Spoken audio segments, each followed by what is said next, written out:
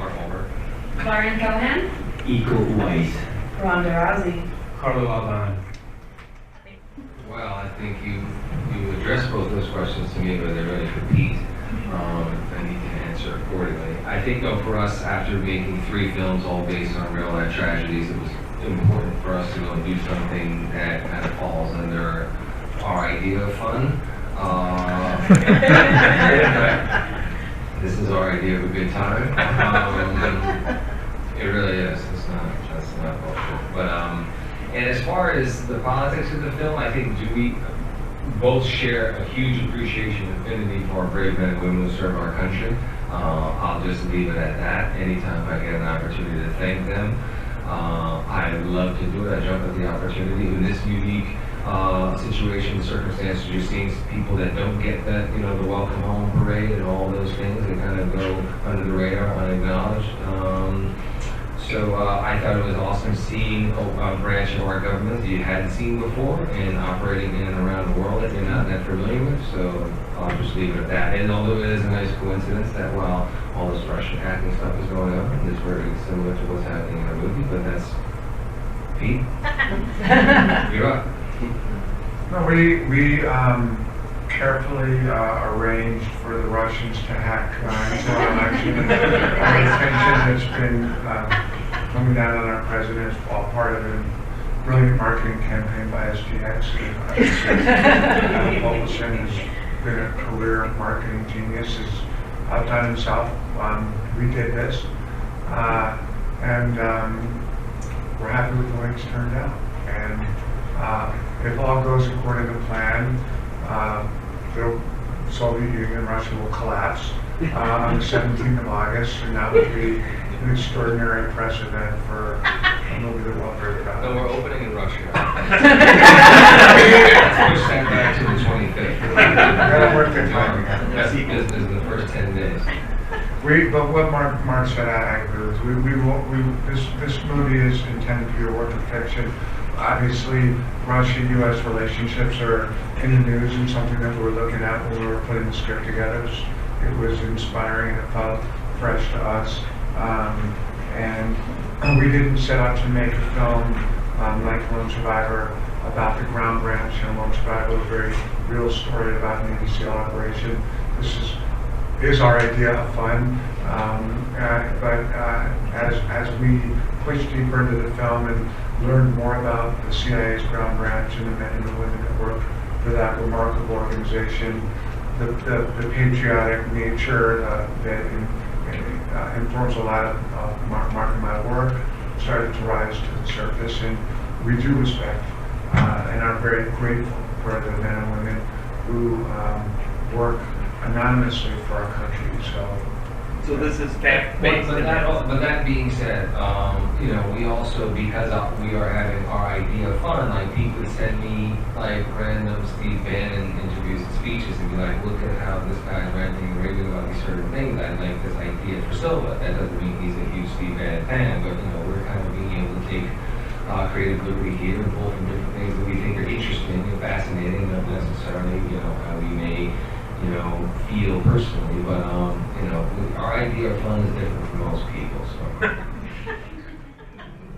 I know the character of Alice is based on a real person, and we were lucky to have consultants on the movie that are tangential to the field, and we're obviously sensitive about representing the real people, but also kind of to what the gents were saying. It was an opportunity to have fun. And make a fun action movie that wasn't betrothed to a real life story.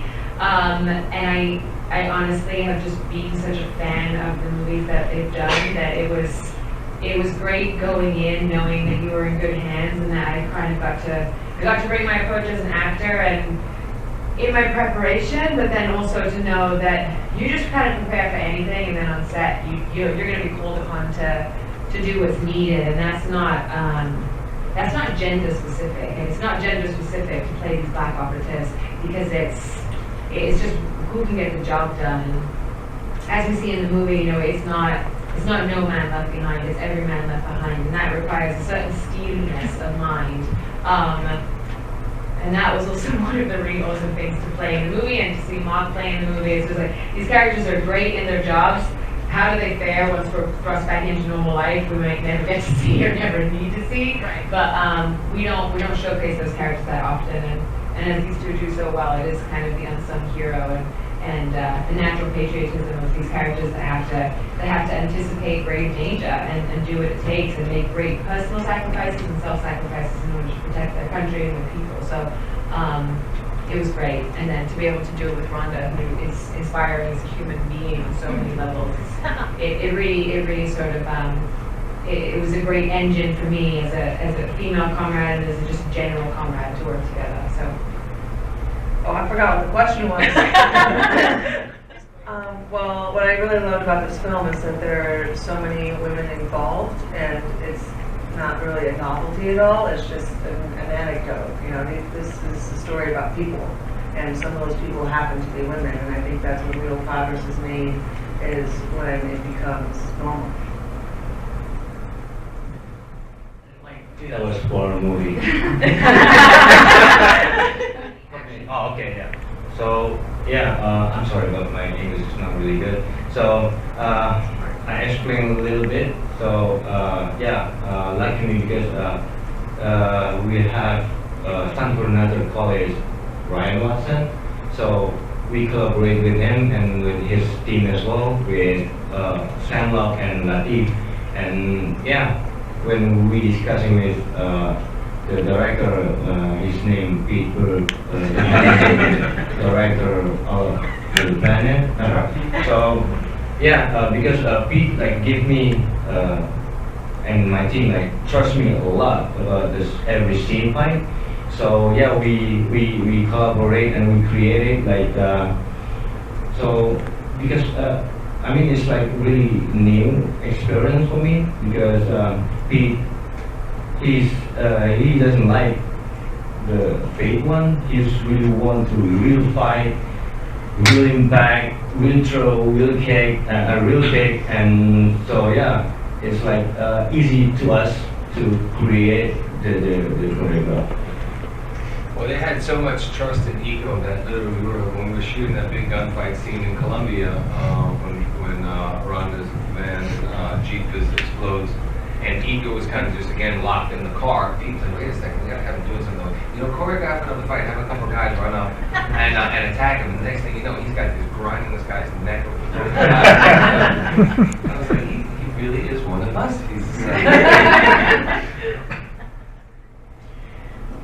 Everything.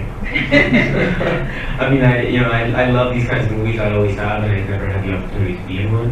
And so it was a dream come true. And when I read the script, there was no part of me that thought that I would that anyone would take a chance on me in that way. And I'm just so grateful to Peter that he said yes. We had coffee, and the first thing he said to me when I met him was, "You know what I love about you is that you were on Sesame Street." How many times have you acted with Big Bird? So too many. And he said 300. And I thought that was the coolest thing in the world. That he's like, this guy gets to act with Big Bird, and I didn't know that when I saw his audition. And I just saw it was a lot of times I would just cast people over video, and I was just looking at all these videos and trying to find someone that had what I thought was a real toughness. Wasn't a showy toughness, wasn't necessarily the biggest guy in the room, but he had this strength and this. He was very cool, I thought. And I'm like, who is this guy? I said to Sheila Jaffe, our casting director, and I think I sent the tape to Mark. I'm like, I think he's a badass. I'm like, who is this guy? She's like, he's really only been in Sesame Street. I'm like, really? And then I met with him, and I thought it was my favorite piece of casting, discovery in a while. He can handle Big Bird, he can handle Wahlberg. I keep trying to stress to Oh, character! I keep telling me I gotta do that more. Thank you, Mark. I mean, as someone that grew up acting and was, I think probably one of my initial ends obviously was through acting.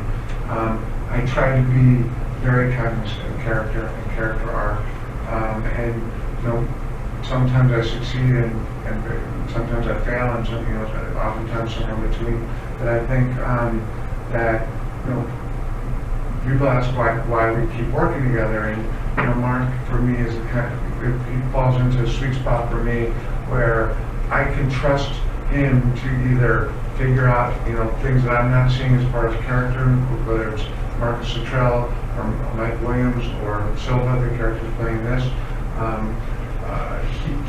He's very vigilant about coming to me and making sure that I'm paying attention. If I've taken my eye off it because I'm focused on some action or some improv or some whatever gets my attention, Mark's very good at kind of in the right way saying, maybe you should look at this. Maybe make sure that this is arcing well. And also he's very selfless because he'll do it with other characters. He'll come up to me and say, I think this, he should say this, or he should do this, and that's not, that's a helps to me create a partnership where these films might not be as rich in character as other filmmakers and more action heavy or more testosterone and adrenalized and all that. But I think one of the things I value about Mark is that he'll constantly go character, and that creates a balance that works for me instead. Well, I've been studying acting since probably like 2013 and 2012. So I still consider myself a student and new, no matter how long I'll be doing it. And but I consider myself a student in all times, and I feel like being a student is a skill. And I really pride myself in being a great student and trying to learn as quickly as possible. And honestly, that's what motivates me the most, is learning things that are new. And I think that a lot of people doubt that anyone can master more than one thing.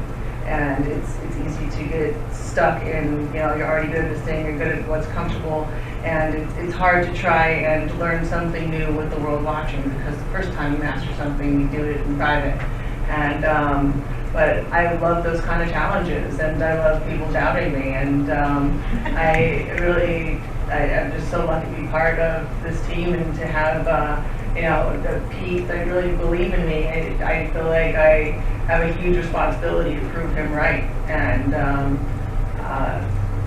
there's not many goals that I can look at and doubt my ability to accomplish. So that's what I came here to do, is to prove him right, make him look like a genius. That's not what I did. Thank you. You did. Right. Well, she sat for the cheek, not the brain. The neck or the cheek? It was sort of, I think it was it ended up being in the cheek. Cheek to the neck. Yeah. Yeah, cheeky neck. A cheeky neck. The coolest thing in the conversations I had with Pete when we were first talking about before I even had the role, and then when I knew that I was going to play Alice, is that he didn't want to see all of the emotion and kind of all the fallout of the situation she's in, because the thing these characters have to do is contain it and compartmentalize, and it's a really difficult thing to do as a human, as I'm sure all of us have experienced.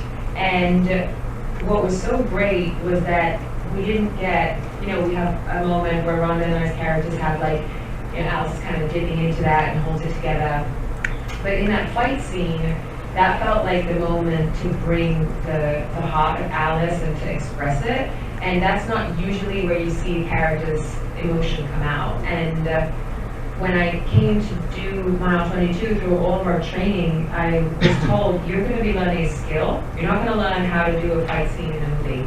You're being prepared by a Navy SEAL and an Army Ranger and by all of our consultants on the movie and our director, how to actually be this person and survive in these situations, and improv on the spot as to what you think this character might have to do. And that's a really rare level of preparation. to have, because these characters have been conditioned and they've been, you know, top of their class and top of their field and cherry picked to be in this team to do this anonymous work. And so when in that fight scene, I really felt like, you know, Alice is this caged animal and she's backed into the corner, and to see the ferocity and to express the ferocity of all the frustrations and unfulfilled things that she's facing in her life, both personally and professionally, and physically being trapped by someone 4 times her size, that's where I really give props to Peter, because he doesn't think in terms of, you know, even a fight style, just like how is this one human going to fight this other one with all the power at their disposal and all the means, like the glass from the window at their disposal, to leave one body in the room and have it not be yours. And that was hugely empowering, both as an actress and human. I mean, 'cause Did sometimes anybody get hurt? You burned some of my hair. Burned your hair. Burned your hair? Yeah, but I'm fine. Yeah, Brandon Rogers Pantene contract. He wanted to shave her head. I was Somebody, I will say that somebody, and I say this with respect, at this table had very, very bad gas throughout the entire film. One person in particular. That was probably the worst. is he sitting next to you? I'm not saying anything, but I will say that somebody, you can guess who that was. Might not be the Because sometimes it's really You interesting. said you weren't going to say anything. I didn't say anything. I just paid attention. Well, cover, that's Yes. why I was curious. Well, no, I think fortunately we actually take safety very, very seriously, and we have an extraordinary crew. These guys were all well trained, and we joke, but we don't play around with safety, and so no, fortunately nobody was hurt. Other than some of our noses. Depends on the Pete call me again or no. I'll call. Thank you, Pete. So yeah, it's.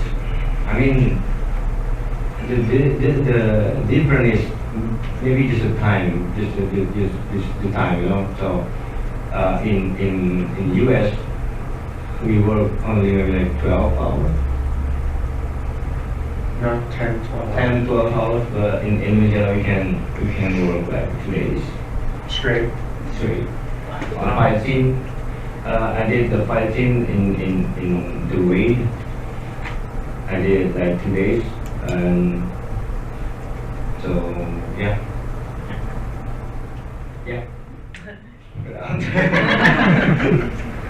No, she said, do you like the long? I like the long one. I mean, like you know, like because like this.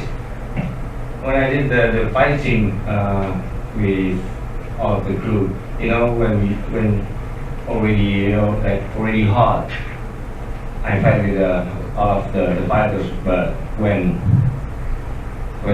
we cut and set up, we changed another angle or something like that, and it's like make me cold, you know, like it's really difficult to run out again. So for me, like just please, just do it.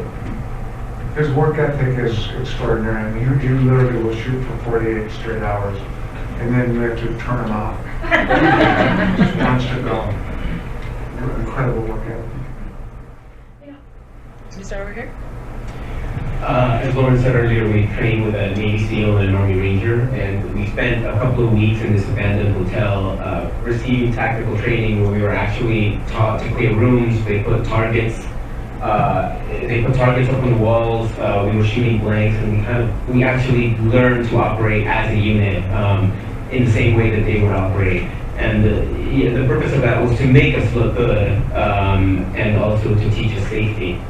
To teach us how to use the weapons safely and responsibly. And it was a big responsibility on many levels because we're handling weapons, obviously, and we don't want anybody to get hurt, but also because we were representing these members of the military. and they were there training us, and they were there watching us, and they're going to be watching this film, and so, you know, just want to make sure to make them proud. And it kind of ruined action movies a little bit, because now anytime I watch something, I'm like, oh, well, they're not holding the weapon properly, or their fingers on the trigger, so, yeah.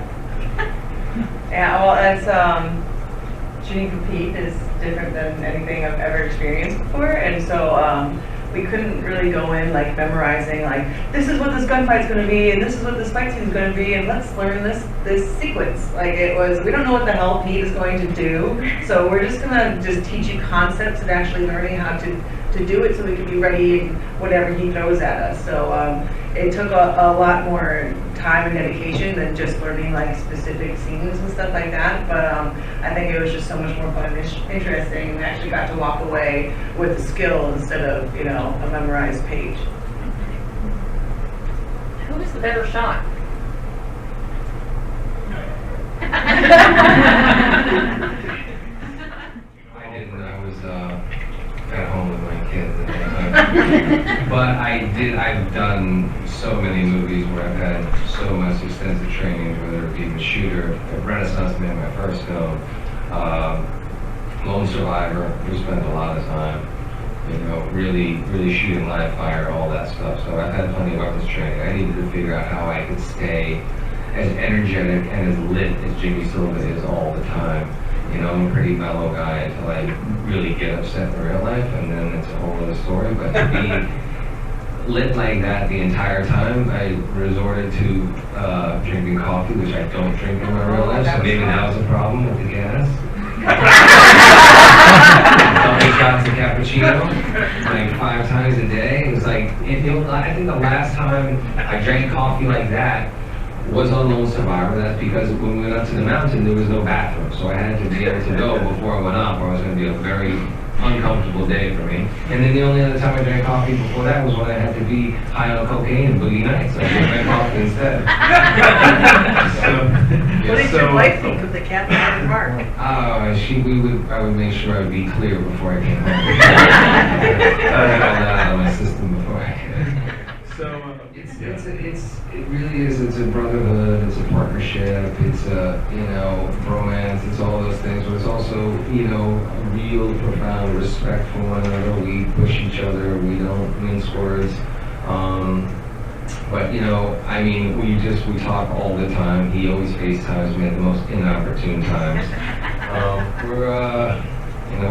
We're doing our next film together starting in September. In Boston. Yeah, and you know, I mean, it was one of those things too where we shared the same agent. He was always trying to put us together and push us together, and was like, "Oh, you guys are gonna love each other." And I think it was for whatever reason, just like, sure, whatever. And then once we got together on The Survivor, at least for me, it was like, wow, this is how I really like to work. You know, I like to make it real. I like to get into it, and he was an actor first, so he creates an environment that's really conducive to being at your very best creatively. You know what, for me, sometimes it's tough going back to Boston because, you know, I mean, I have my family there, but then I also have my foes there from my childhood, and there's those things. Pete loves it. I mean, he can't wait to get back. But no, it's nice. It's a good time of year to go back, and we're doing something we think is really, really cool and different for both of us. So I'm excited. But I did move to California for a reason. A little bit. Love home. I love being home for short spurts, but we go talk to me about that. Let's give you a chance. We'll talk about that later. I mean, it's a true detective story. I'm sorry, not a true, a current detective story. A current. Set present day in Boston. We were a bit skeptical, you know, particularly from our production guys, about how feasible shooting big action sequences, shooting anything really in Colombia was. And a good friend of mine, Eric Newman, produces Narcos, and he's done very well. He was kind of the pioneer, the first one to go down there and do some, you know, big time Netflix filming down there. I think the show's really quite good. And Eric had been very positive about his experience. It was on a smaller scale, and particularly the action sequences in Narcos. And we were talking about, you know, gunfights and explosions and things you saw. Yeah, right in downtown Bogota. And we went down there and met with President Santos, who was relieved that it wasn't a film about cocaine. But they quickly had to be like, well, but we are going to blow up everything in your city and kill all kind of, and, you know, and he was like, okay, you know, sounds good, as long as it's, you know, an action movie, a fun action film. We were happy to move the conversation away from Pablo Escobar, but also to show that, you know, under President Santos, we made a peace treaty with the FARC. It's a completely different city than, you know, we would imagine it to be, and we were nervous about that. We were nervous about bringing weapons into the country and bringing the type of explosives that we bring in. And he assured us, and his guys assured us that we would, you know, have no problems, and you know, that they saw that we were responsible and professional, and we took them at their word. And I think everybody here that was, you know, down there, we had a wonderful time. The Colombians couldn't have been, you know, nicer. We didn't see any cocaine. I'm sure it was there, but we didn't see it. And had a great time. It's probably in this room right now, Pete. Someone. So ignorant to it. Because it's so nice. Fun for lunch. But no, but that being said, it was an amazing experience down there. They couldn't have been more accommodating. You know, I don't think we would have been able to do these kind of scenes certainly anywhere else in the U.S.